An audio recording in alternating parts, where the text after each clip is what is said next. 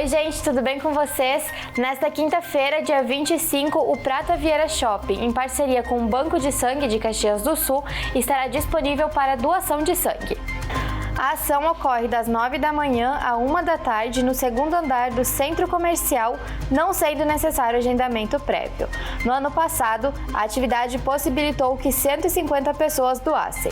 Para ser doador, você precisa estar com boa saúde, ter pelo menos 50 quilos e estar bem alimentado.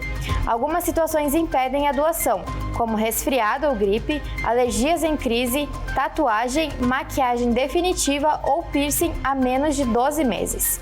Outros critérios também precisam ser cumpridos e podem ser conferidos no QR Code que aparece na tela.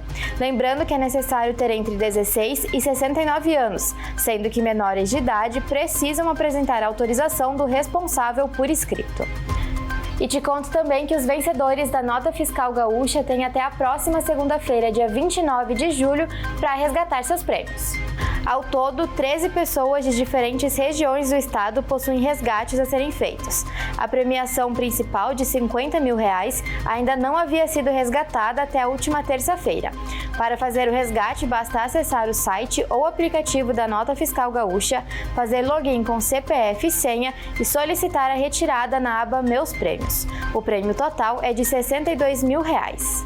A Galeria Municipal de Arte Gerd Borraj cediu um bate-papo sobre a exposição Desvio da Cor.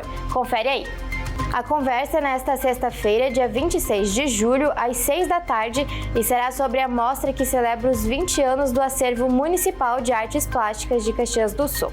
A entrada é franca para todos os interessados. A galeria fica junto à Casa da Cultura, na rua Doutor Montauri, número 1333. A exposição Desvio da Cor fica disponível para visitação até o dia 27 de julho.